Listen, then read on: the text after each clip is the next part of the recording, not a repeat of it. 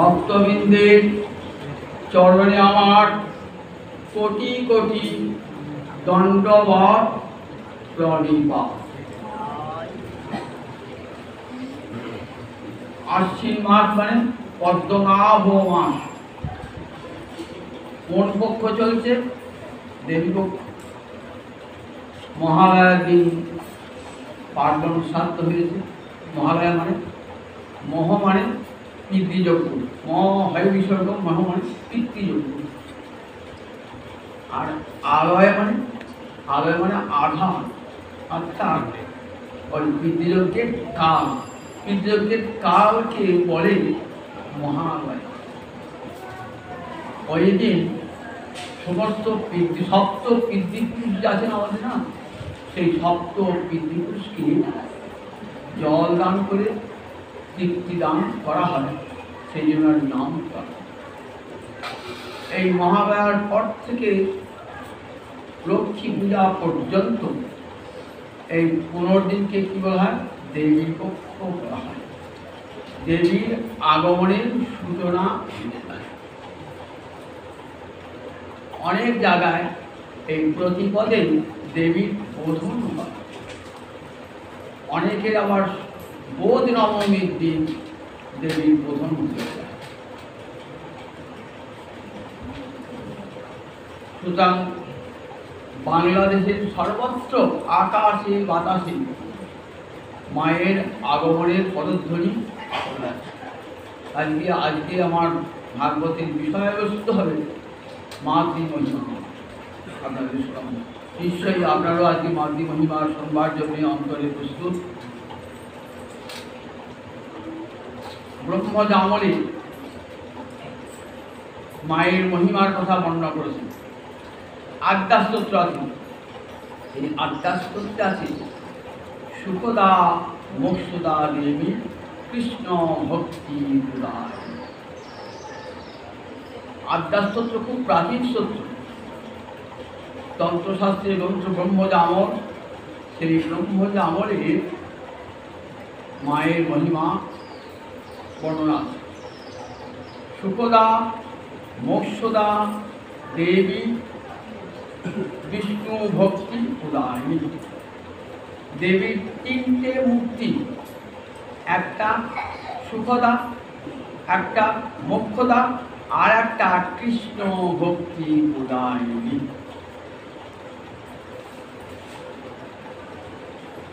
দেখবেন গীতায় ভগবান বলেছেন অর্জুনকে, যে অর্জুন দৈবিচ্ছেষা গুণময়ী মম মায়া দূরত্বয়া মামে বধে প্রপদ্যন্তে মায়াম এতাং তরন্তি। দৈবী ঝেষা, ঝেষা তার সন্ধি হয় হি এসা, সন্ধি বলতে পদ ঝেষা। গুণময়ী অর্থাৎ আমার এই যে গুণময়ী মায়া, গুণময়ী মানে প্রকৃতির 3টে গুণ, সত্য রজত মায়া, এই ত্রিগুণের অধীশ্বর।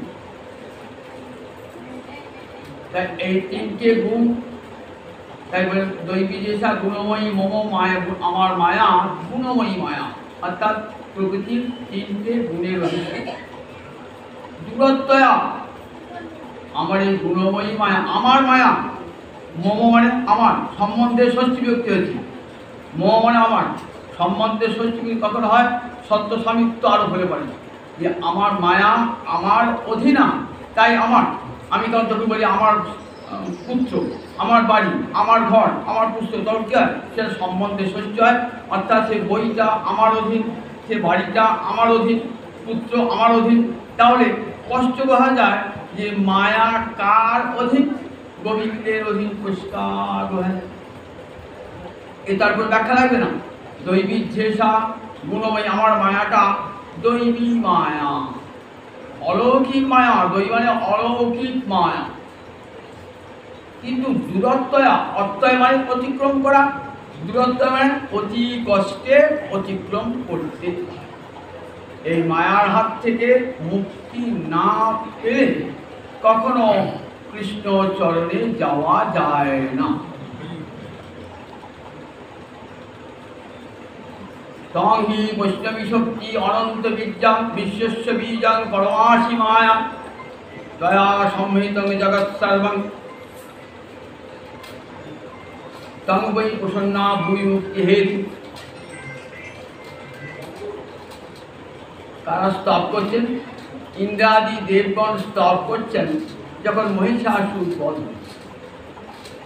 তখন ইন্দ্রাদি দেবগণ স্তব করছেন। তং হি বৈষ্ণবী শক্তি অনন্ত বিদ্যা। মা তুমি বৈষ্ণবী শক্তি, বিষ্ণুর তেজ থেকে তোমার জন্ম, তোমার তেজ, বিষ্ণুর তেজ থেকে তোমার জন্ম। কি করে বিষ্ণুর তেজ থেকে জন্ম? দেখুন, মহিষাসুরের অত্যাচারে যখন স্বর্গের দেব দেবীরা অত্যাচারিতা, তখন তারা কোথায় নেমে স্বর্গ থেকে বিতাড়িত হয়েছেন? বনে জঙ্গলে এখানে সেখানে ঘুরে বেড়াচ্ছেন, হিমালয়ের পথ ঘুরে বেড়াচ্ছেন। মহিষাসুরের এত অত্যাচার, তখন দেবতাগণ কোথায় গেলেন? ব্রহ্মার কাছে গেলেন। সৃষ্টিকর্তা ব্রহ্মা, লোক পিতামহ, যিনি বিশ্ব সংসারের স্রষ্টা। মানুষ যখন বিপদে পড়ে তখন সংসারের কর্তা পিতার কাছে আগে ছুটে যায়। তো তা ব্রহ্মা পিতারও পিতা, তাই লোক পিতামহ। পিতামহ আমার দাদু, দাদু যদি বেঁচে থাকে তোকে কাকে দাদুকে আগে যাবে। লোক পিতামহ বলছেন চরম বিপদে আমরা, মহিষাসুর অত্যাচারে স্বর্গভ্রষ্ট, আমাদের থাকবার জায়গা নাই, আহারের জায়গার সংস্থান নাই, আমরা যোগ্য ভাগ পাই না, কাজে আমাদের আহার হয় না, আবার আমরা বনে জঙ্গলে ঘুরে বেড়াচ্ছি। এবার তাই ব্যবস্থা নেই। বাবা বলে ঠিক আছে চলো, আমি তোমাদিকে নিয়ে যাচ্ছি গোবিন্দের কাছে এবং মহাদেবের কাছে।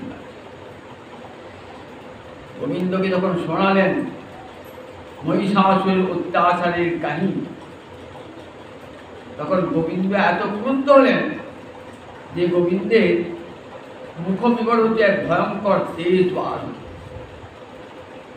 সেই তেজ থেকে আবার দেখা গেল কার কার তেজ? ব্রহ্মার তেজ বার হলো, শিবের তেজ বার হলো, ইন্দ্রাদি দেবগণের তেজ বার হলো, সমস্ত তেজ পুঞ্জীভূত হলো, পুঞ্জীভূত হয়ে একটা নারী মূর্তি তৈরি হয়ে গেল। তাহলে এই যে বিষ্ণুর তেজ থেকে যার জন্ম হলো তিনি কে? তিনি মহামায়া, বিষ্ণুর তেজ থেকে। তাই তং হি বৈষ্ণবী শক্তি। বৈষ্ণবী শক্তি যখন অনন্ত বিদ্যা, অনন্ত বীর্য মানে শক্তি, অনন্ত মানে যার অন্ত নাই। মা তোমার শক্তির অন্ত নাই, অনন্ত বিদ্যা। বিশ্বস্য বীজম, এই বিশ্বের তুমি বীজ স্বরূপ, কারণ স্বরূপ। কারণ সৃষ্টি স্থিতি এবং লয়ের ভার তোমার। যখন গোবিন্দ সংসার লীলা করেন তখন কাকে নিয়ে করেন? বলে এই মায়াকে নিয়ে করেন, মহামায়াকে দিয়ে সংসার লীলা করেন। এটি ভগবানের বহিরঙ্গা শক্তি, যে শক্তির দ্বারা দয়া সম্মোহিত জগৎ, যে শক্তি দ্বারা জগৎ মোহিত হয়ে রয়েছে। জ্ঞানী নামপি চেতাংশী, জ্ঞানীগণের চিত্ত পর্যন্ত বলাদ আকৃষ্য মহামায়া। যত বড় জ্ঞানী হন, বিদ্বান হন, এই মহামায়ার প্রভাবকে অতিক্রম করবার ক্ষমতা কারও নাই।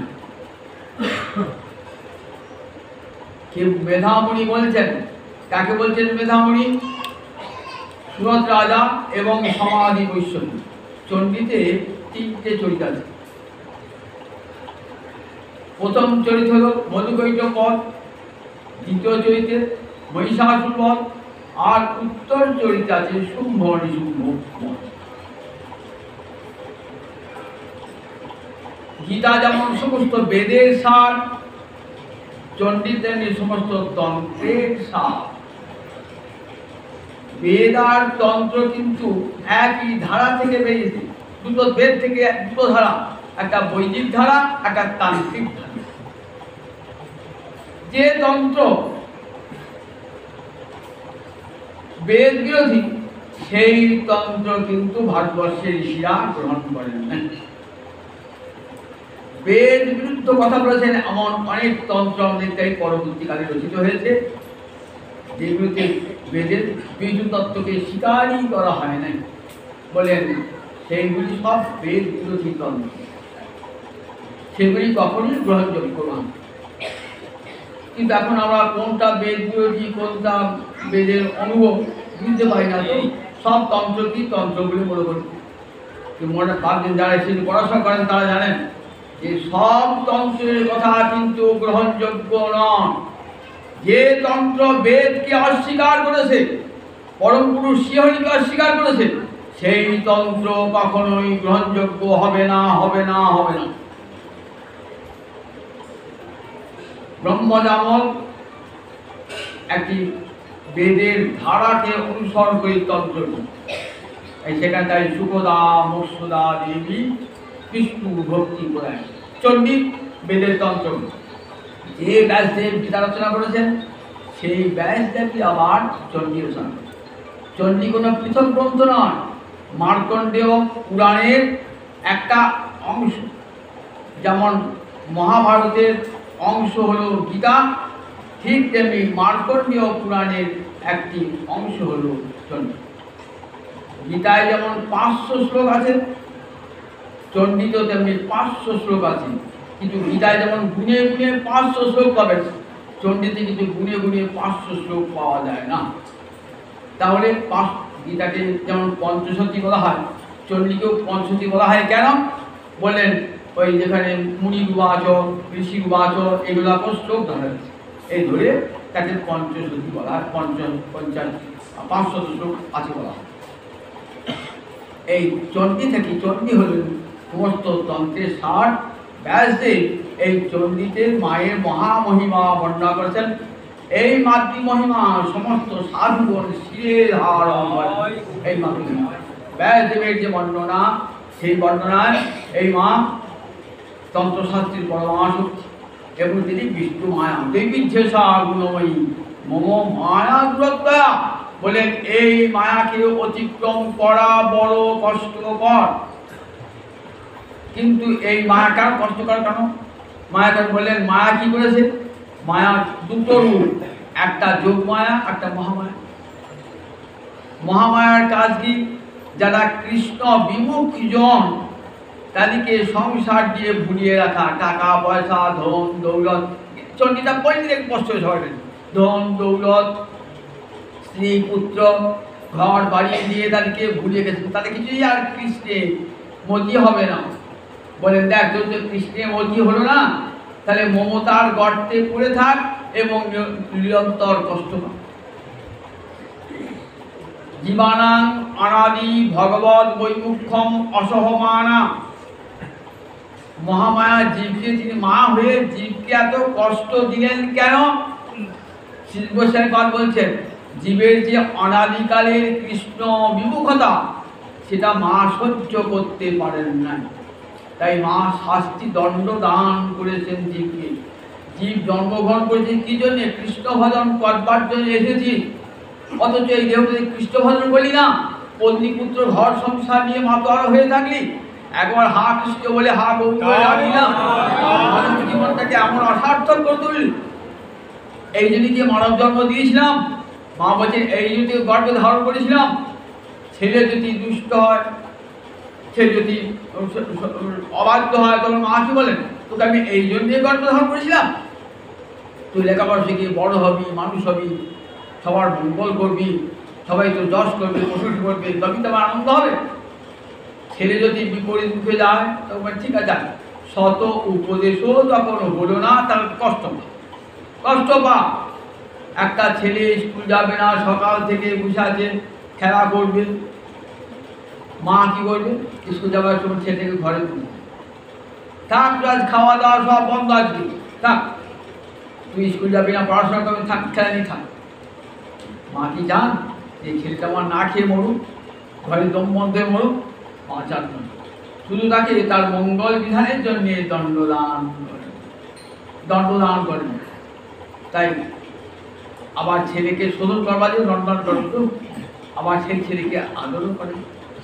তাহলে মায়ের যেমন দুটো রূপ আছে, একদিকে দয়া পুত্রের প্রতি স্নেহ, আবার যদি কঠোরতা, শাসনটাও থাকতে হবে, তবেই তো মা।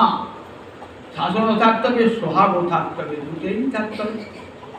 মা যখন যুদ্ধ করছেন না, চিত্তে কৃপা সমর নিষ্ঠুরতা যথেষ্টা, এমন সুন্দর সুন্দর কথাগুলো বলি। চিত্তে কৃপা, আবার সমর নিষ্ঠুরতা। মায়ের দুটো রূপ, কৃপাও রয়েছেন, যে যাকে হত্যা করবেন সেও তো আমার সন্তান, কৃপা তার প্রতি কৃপা রয়েছে, মা করুণায় ছোট ছোট আঁকি। আবার সমর শাস্তিদান করতে হবে, ভোগ সর্বস্ব তাকে শাস্তিদান করতে হবে। তাই মহিষাসুর শুম্ভ নিশুম্ভ তাকে শাস্তিদান করতে হবে।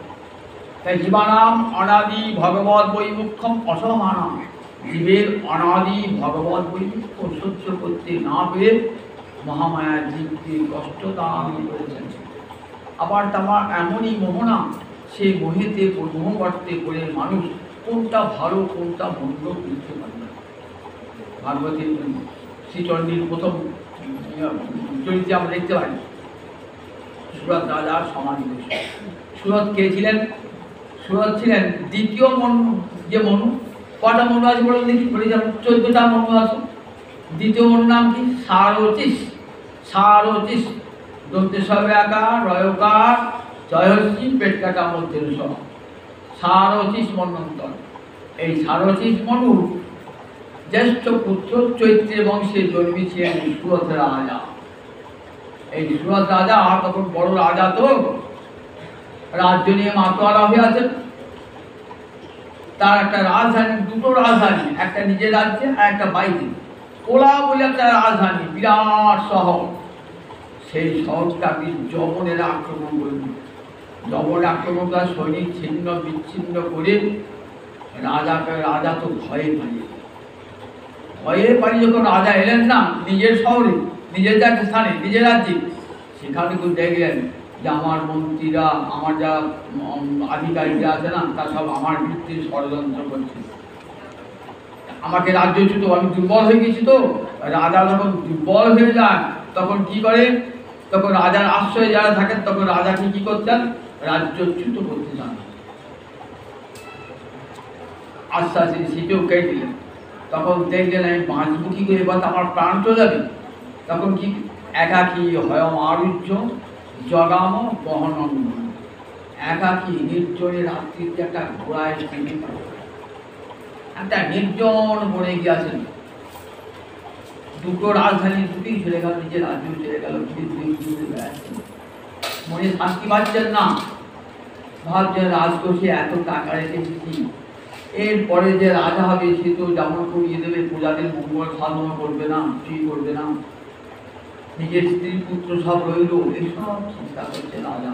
কিন্তু এখন ফিরে যাবার সময় নাই, গেলি আমাকে শত্রুরা হত্যা করবে।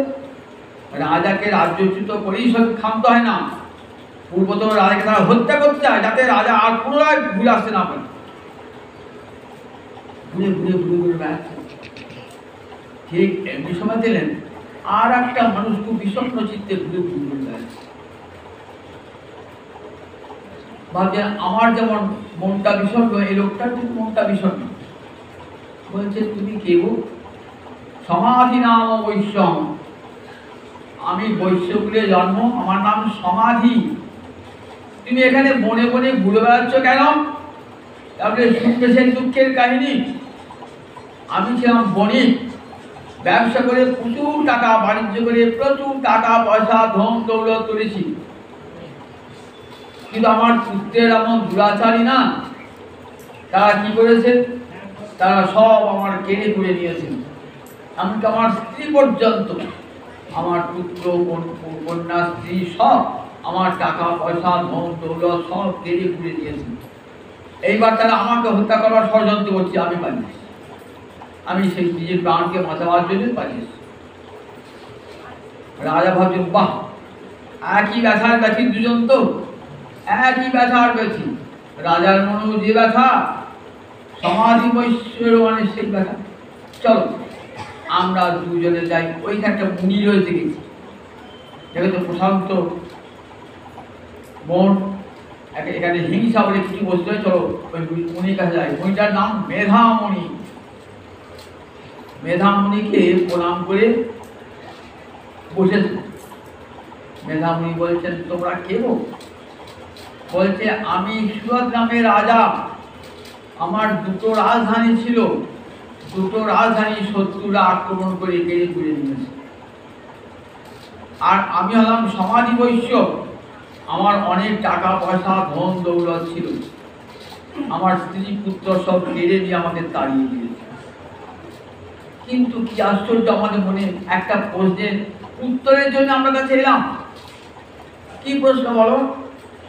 যারা আমাদের উপর অত্যাচার করলো, যে স্ত্রী পুত্র আত্মীয় স্বজন, তাদের জন্য মনটা পড়ে গেছে। কি আশ্চর্য!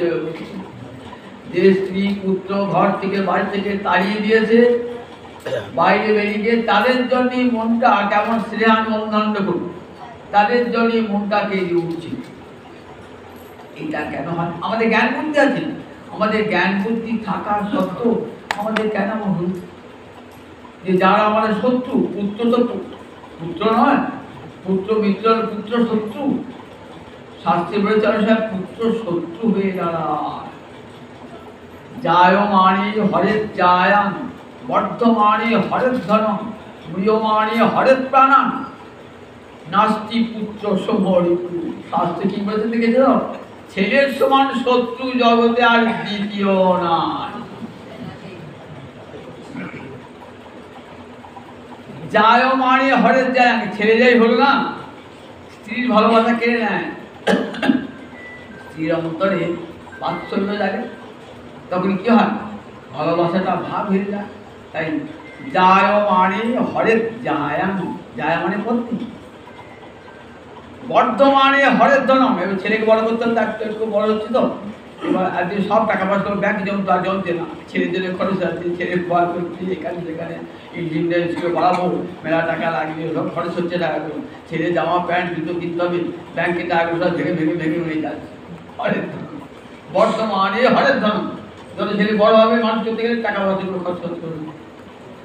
ম্রিয়মানে হরের প্রাণান, ছেলে যদি মরে যায় হঠাৎ দুর্ঘটনা কিছু কিছু তখন হয়, আমিও মরে যাই, আমিও মরে যাই। ম্রিয়মানে হরের প্রাণান, অনেকে পুত্রের সরস্বতী করতে না পারে আত্মীয় দিয়ে।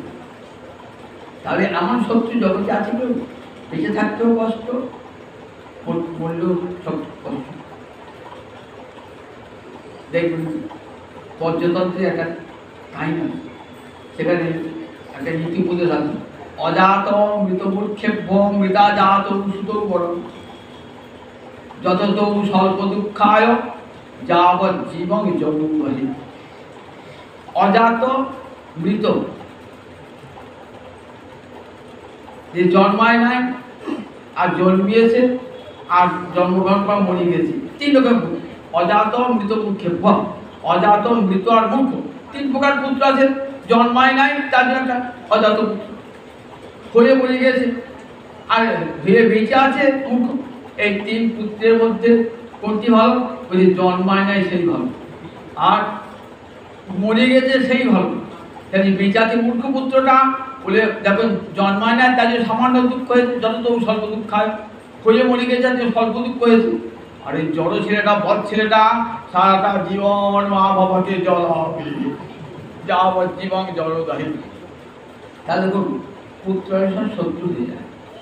তাই এত টাকা পয়সা জড়িয়ে রাজা হয়েছে, তার পুত্রকে দিয়েছে, আবার সমাধি বৈশ্য দেয়, অথচ তাদের কৃষ্ণ ভালোবাসা। ছেলে মেয়ে বাবাকে দেখতে পারে না, তথাপি দেখবেন বাবা মায়ের এমন একটা আকর্ষণ না, ছেলে মেয়ে মাকে বিদ্যাবাসে পাঠিয়েছে, ও মা চোখের জল ফেলতে, আমার নাতিটা কেমন আছে, নাতিটা কেমন আছে। ছেলে চাই না মাকে। দেখুন মার কিন্তু অন্তরটা কাঁদছে ছেলের জন্য। কেন হয়? এটি জিজ্ঞাসা, এটি জিজ্ঞাসা কার? ওই সুরত রাজার সমাধি বৈশ্য। বলছেন দেখো তোমাদের যে স্নেহ না, এটা শুধু মানুষের নয়, পশুরও আছে। দেখো না পাখিদের কত ভালোবাসা, তারা বাচ্চাগুলোকে খাওয়াবার জন্য কি করে, সকালে বেরিয়ে পড়লো, এখানে সেখানে ঘুরতে ঘুরতে খাবার নিয়ে এসে নিজের খাবারটা পাখি মুখে তুলে দেয়। পাখি ছানা মুখে তুলে দেন, তাদের কত ভালোবাসা, তাদের কত নিজের সন্তানের জন্য। একটা পাখি ছানাকে মেরে দেন, দেখবেন পাখিটা কত কিচিরমিচির করবে, দেবে না? একটা কুকুরের বাচ্চাকে মেরে দেন, দেখবেন সেগুলো সারাদিন। সে ঠিক এমনি জগতে সন্তানের মৃত্যু হলে মায়ের মনীষের মৃত্যু, সন্তান কুকুরটারও হয়। রামচন্দ্র বাবাজি দেখেন নবদ্বীপের পথে একটা কুকুর, মা কুকুর কাঁদছে, চোখ জল কাছে কেউ বুঝেছে, বলছে মা কাঁদছে কেন, কাঁদছে কেন? তাই হাত ধরেছে, মা কাঁদছে। পাশাপাশি একটা লোক বলছে 7টা বাচ্চা ছিল, 7টা বাচ্চাকে চুরি করে না মরে গেছে, ছেলেদের তো ঠিকানা। তখন তার গায়ে হাত ধুয়ে রামচন্দ্র বলছে, মা জগৎ তাই এরকম, কেউ কারো নয়, মা কাঁদছে কেন? কৃষ্ণ বলো মা, এমনি করে নয় জানবে।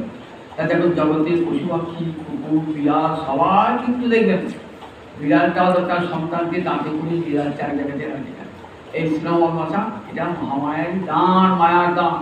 এই স্নেহানুবন্ধ, এই যে ঠিক এমনি করে তয়ৈব ধার্যতে জগৎ, জগৎটাকে শীতে ধরিবেছেন। যদি স্নেহ ভালোবাসার মায়া মমতা না থাকতো, জগৎ থাকতো, সংসার থাকতো?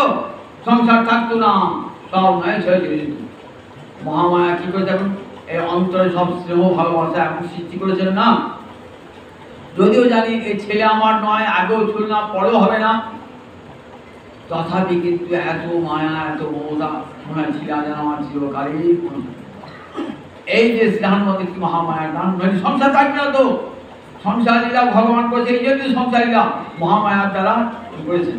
তার তো সবাই কি ভগবান মুক্তিদান করতেন, কিন্তু সংসার লীলা থাকতে হবে। কেন? তোমার মাঝে আমার লীলা হবে, তবেই তো আমি এসেছি হবে।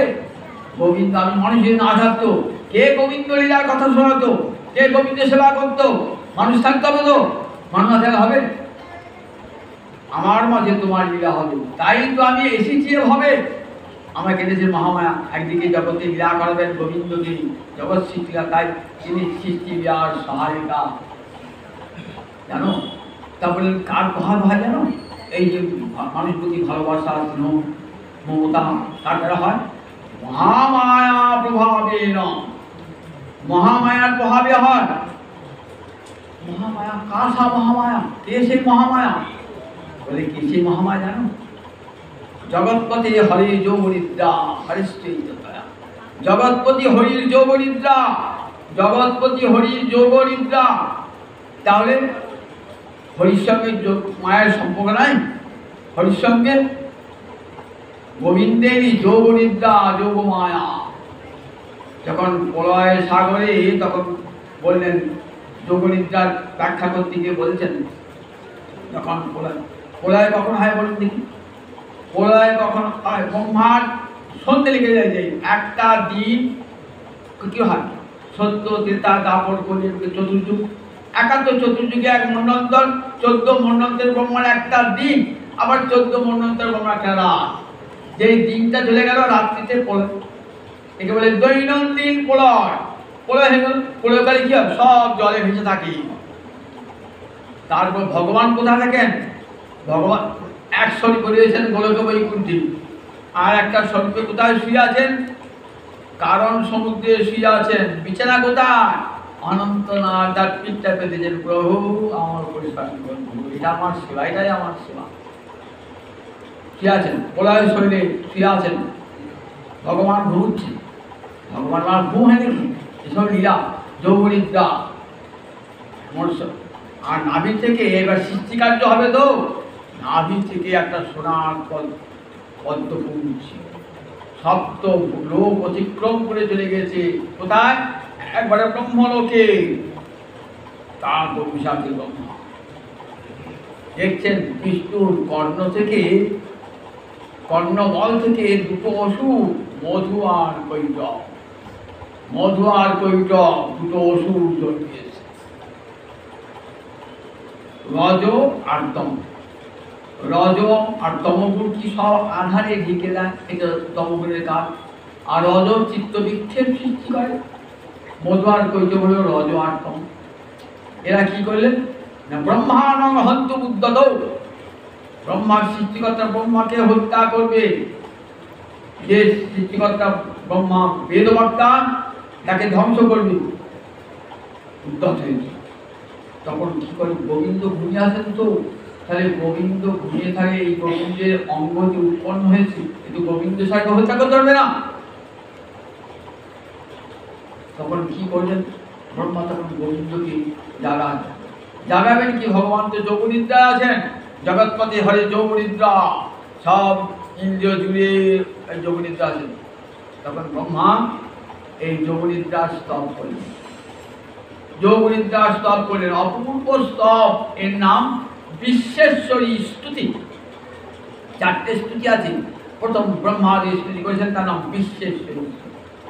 তবে সুয়াহা তম সদা তং বসৎকার শরৎ, তুমি বেদের সাহা মন্ত্র, তুমি পিতৃলোকের সধা মন্ত্র, তুমি সমস্ত যজ্ঞের মন্ত্র, তুমি আমার উদাত্ত অনুদাত্ত স্বর, তুমি উদাত্ত অনুদাত্ত স্বরই তুমি। এমনি করে ব্রহ্মা অপূর্ব স্তব করেছেন বিশ্বেশ্বরী। সেই ব্রহ্মার স্তুতিতে সঙ্গে সঙ্গে যোগনিদ্রা কি করলেন, যোগনের যে গোবিন্দের উপর যে আবরণ ছিল যোগনিদ্রা, সেটি সরিয়ে গেলেন। সঙ্গে সঙ্গে ভগবান জেগে উঠলেন। এইবার ভগবান তাকে হত্যা করবেন। মধু আমার কৈটবকে হত্যা না করলে কি হবে, সৃষ্টি হবে না, তাই মধু কৈটব হত্যা করতে হবে। তো মধু কৈটবকে হত্যা করবার জন্য ভগবান কি মূর্তি ধারণ করলেন, হয়গ্রীব অবতার। ভগবানের হয়গ্রীব অবতার, হয় মানে ঘোড়া, ঘোড়ার মতন গ্রীবাদেশ, কাঁচা ঘোড়ার মতন ভগবান একটা অবতার আছে না, হয়গ্রীব অবতার। এই হয়গ্রীব অবতার ভগবান হয়ে পঞ্চবর্ষ সহস্রাণি, 5000 বছর যুদ্ধ চলল সেই জলের উপরে, কেউ হারে না, কেউ যেতে না। মধু কৈটব যুদ্ধ করতে চায় না, ভগবানও যুদ্ধ করতে চায় না। ভক্তের সঙ্গে কেমন বিবাহ হচ্ছে এখন মধু কৈটব। মধু কৈটবকে বধ করবেন তো ভগবানই তো গুণ রজতম, তারই প্রকৃতির গুণ রজতম। তাকে জগৎকে দেখাচ্ছেন রজতম গুণে ধ্বংস না হলে সত্যগুণ আসে না, আর সত্যগুণ না হলে ত্রিগুণাত্ম হয় না, জি ভগবত দর্শন জীবের হয় না। পঞ্চবর্ষ সহস্রাণি, 5000 বছর যুদ্ধ চলল, কেউ হারে না, কেউ যেতে না। তখন বলছে মজার বলছে, ভগবানকে বলছে, বাহ তুই তো ভালো যুদ্ধ করতে পারছ, তোর ভালো গায়ে শক্তি আছে, মরচাও মানে মরচাও। গোবিন্দের এমন মহিতর হয়েছে না, গোবিন্দ মরচাও। বেশ, একটা বর চাইছি, উভয় হবে তার বদ্ধ, তোমরা দুজনই আমার বদ্ধ। ঠিক অমৃত বলতে বসছি দুলাই বদ্ধ। তখন চাকরি দেখছেন, বাবা সব দিকে তো জল বলে, যেখানে যত্র উঠবি নর শরীরেরও পরিত্রুতা, যেখানে পৃথিবীর জল নাই সেই জায়গায় আমাদেরকে হত্যা করতে হবে, কিন্তু ওটা বুদ্ধি খাটালে বলেই তো বর্ষা বলতে বিপদে পড়ে গেছে। এখন বলছে ঠিক আছে, বর যখন দিয়েছি বর ফিরিয়ে নেবো না, তবে আমাদেরকে হত্যা করো, যত্র উঠবি নর শরীরের পরিত্রুতা, যেখানে জল পৃথিবীকে ঢাকে না। ঠিক আছে, এসো। চুলের মুঠি ধরে নিয়ে এলেন ভগবান দুজনকে, কোথায় বিশাল উরু, সেই উরুদেশে দুজনকে স্থাপন করে দুজনার মুন্ডদেশ ছিন্ন করলেন, বিরাম করে। মধু কৈটবের পতন হয়ে গেল। মধু কৈটব এইটি হল প্রথম চরিত্র। দ্বিতীয় চরিত্রে মহিষাসুর বধ, তৃতীয় চরিত্রে শুম্ভমণি শুম্ভবধ। বিশাল কাহিনী, তার বলতে সম্ভব না, বিশাল কাহিনী। বললেন দেখো, এই যে মায়ের একটা রূপ দেখলেন তো, মহিষাসুর, এখান থেকে মহিষাসুর বধ সময় মায়ের ভয়ঙ্কর রূপ দেখলাম তো। আবার যখন বরদান করছেন তখন একটা রূপ দেখলাম, সুখদা মোক্ষদা দেবী কৃষ্ণ ভক্তি পরায়ণী। সুরত রাজা আর সমাধি বৈশ্য কি করলেন, সুরত রাজা সমাধি বৈশ্য তপস্যা করলেন নদীর তীরে। 3 বৎসর ধরে তপস্যা, যথাহার নিরাহার স্বল্পাহার এমনি করে তপস্যা করছেন। অল্প অল্প হার, তারপর সামান্য সংযত হার, তারপর একবার নিরাহার হয়ে মৃন্ময়ী মূর্তি নির্মাণ করে দুজনাতে সমাধি বৈশ্য আর সুরত রাজা দেবীর উপাসনা করে। কখন? শরৎকালে নয়, শরৎকালে নয়, চণ্ডীতে যে বর্ণ আছে দুর্গার, কোন কালে? চৈত্র মাসে। এইটি আসল দুর্গা পূজা। রামচন্দ্র দুর্গা পূজা করেন নাই। রামচন্দ্র ভালো করে শুনে রাখুন, বাল্মীকি রামায়ণে কোথাও বর্ণনা নাই যে রামচন্দ্র দুর্গা পূজা করেছিলেন। বাল্মীকি রামায়ণে কোথাও নাই। এবং বাল্মীকি রামায়ণ হতে যে উড়িয়া রামায়ণ, নেপালি রামায়ণ, দক্ষিণ ভারতের রামায়ণ, কোনো রামায়ণে, কোনো পুরাণে নাই যে রামচন্দ্র দুর্গা পূজা করেছিলেন। কীর্তিবাস তার রামায়ণে, বাংলা রামায়ণে একটা কল্পিত কাহিনী দিয়েছেন দেবী ভাগবত থেকে। দেবী ভাগবত একটা কাল্পনিক গ্রন্থ, কল্পিত গ্রন্থ, সে কোনো পুরাণ নয়, কোনো শাস্ত্র নয়। সেখান থেকে কাহিনী দিয়েছেন রামচন্দ্র দুর্গা পুজো করেছিলেন। এই দুর্গা পুজোটা কে চালু করেছিলেন? 1580 খ্রিস্টাব্দে তাহিরপুরে, বাংলাদেশের তাহিরপুরে রাজা কংস নারায়ণ। 1580 খ্রিস্টাব্দে উনি যখন একবারে সুবাদার ছিলেন, বাংলার সুবাদার ছিলেন, উনি এই পুজোটা চালু করে চেয়েছিলেন একটা যজ্ঞ করতে। রাজসূয়, বাজপেয়, অশ্বমেধ এই যে যজ্ঞ বুঝেছিলেন। কিন্তু পণ্ডিতরা বললেন যে কলিযুগে যজ্ঞের বিধান নাই, আর ওসব যজ্ঞ তো ক্ষত্রিয়রা করে, আপনি ওই যজ্ঞ করতে পারবেন না। তাহলে কী করা যায়?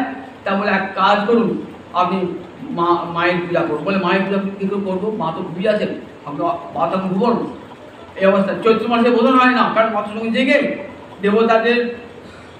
দেবতার 6টা মাস দেবতারা জেগে থাকেন, আর 6টা মাস দেবতারা ঘুমিয়ে থাকেন। কখন থেকে কখন বলুন? সূর্যের উত্তরায়ণ আর দক্ষিণায়নে। উত্তরায়ণে জেগে থাকেন, মাঘ মাস থেকে আষাঢ় মাস পর্যন্ত সব দেবতারা জেগে আছে। আষাঢ় মাস থেকে ঘুমিয়ে বললো একবার পৌষ মাস পর্যন্ত দক্ষিণায়ন ঘুমিয়ে আসে। তা তখন তো চৈত্র মাস তো জেগে আসে মা, তখন তো বোধন হয় না। দেখবেন চৈত্র মাসে অন্নপূর্ণা পূজায় বোধন হয় না, কিন্তু এখানে অকাল বোধন হয়। অকাল বোধন, আর মাকে অকালে জাগান, জাগিয়ে পূজা। রমেশ শাস্ত্রী বিধান দিয়েছিলেন, সেই থেকে এই দুর্গা পুজো চলে আসে। দুর্গা পুজো এই যেমন নাম দেয় রামচন্দ্র দুর্গা পুজো, সকালে বধ করবার জন্য রাবণকে বধ করার জন্য। কিন্তু কোথাও নাই পুরাণ, কোনো শাস্ত্র তার সাক্ষী দান করেন নাই। তখন সুরত রাজার সমাধি বৈশ্য চৈত্র বসন্তকালে মৃন্ময়ী মূর্তি নির্মাণ করে মায়ের পূজা করলেন। বলিদান করেন নাই। দেখুন চণ্ডীতে কোথাও বলিদানের কথা নাই। অথচ দেখুন এই চণ্ডীর নাম দিয়ে লক্ষ লক্ষ বলি হয়। মনে করে খুব ভক্তি দেখানো মায়ের প্রতি, লক্ষ লক্ষ বলিদান করি, একটা প্রাণের বলিদান করি। মায়ের প্রতি কী ভক্তি দেখানো হয়? মাকে প্রাণের বলিদান করি। কিন্তু এটা একটা খুব মানুষগুলো যা, একটা ছাগলগুলো তাই, একটা মোষগুলো তাই। তাই দেখুন রক্ত দিয়ে কখনো, হিংসা দিয়ে কখনো ভগবানের সেবা হয় না, ভগবানের সেবা হয় না। তাই যে জগতের সব সাধুজন সকলে প্রতিবাদ করেছেন, দেখো এমনি করে মায়ের পূজার বেদি রক্তে ভাসিয়ে দিও না। স্বয়ং রবীন্দ্রনাথ ঠাকুর, শরৎচন্দ্র, বঙ্কিমচন্দ্র প্রত্যেকে এই বলির বিরোধিতা করতেন তীব্রভাবে। বলি দিতে হবে তীব্রভাবে যে এভাবে কখনো মায়ের পূজা হয় না। অথচ আমরা তাকে নিয়ে দেখে মায়ের প্রতি খুব ভক্তি, হাজার হাজার ছাগল দিলাম, মায়ের পূজা খুব ভক্তি বলি। বলি রেখেছি, মার্দ করে রেখেছি, 2টো ছাগল বলে দেবো মায়ের কাছে। মা তার সন্তুষ্ট হবে? মা কি পিশাচি নাকি? মা করুণাময়ী, তার চণ্ডী বলি মায়ের কী রূপ, অপরূপ রূপ, সেই মা কৃষ্ণ ভক্তি আইন দেখা দিলেন। তাকে দেখা দিলেন ওই ষোলো রাজার সমাধি বৈশ্বরী বললেন, কী চাও তোমরা? ষোলো রাজা বললেন, আমি আমার রাজ্য দিতে চাই। দেখেছেন তো? আর আমাকে এমন রাজ্য পর্যন্ত দেন যে রাজ্যকে শত্রুরা কেড়ে দিতে পারছে।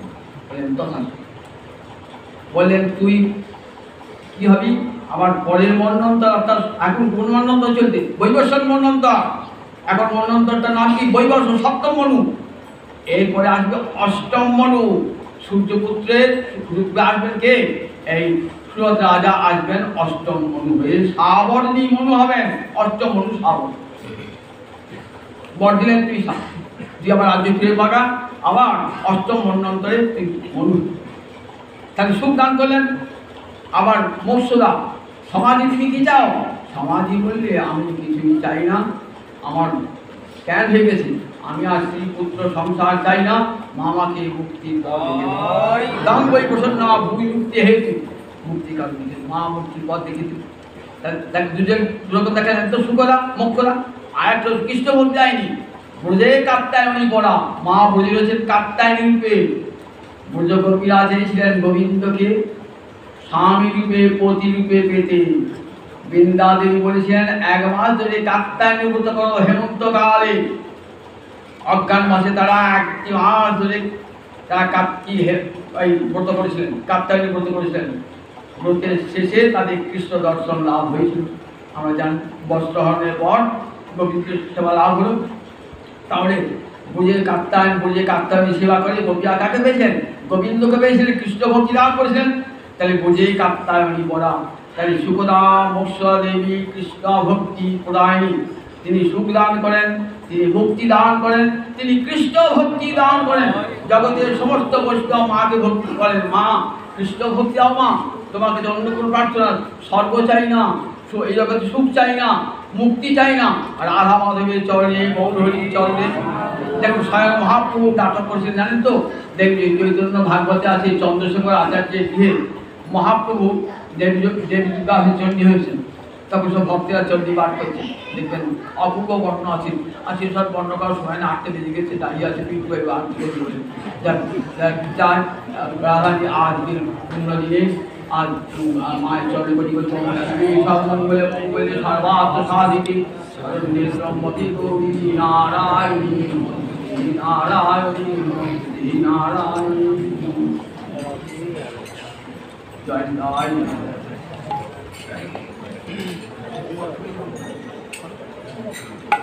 জয় জয় রাধে কৃষ্ণ, জয় জয় রাধে কৃষ্ণ গোবিন্দ,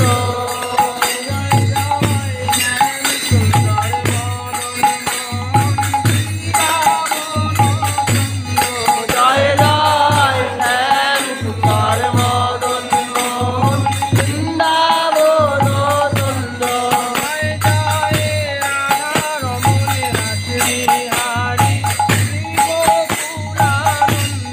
জয় জয় রাধা রমন রাস বিহারী।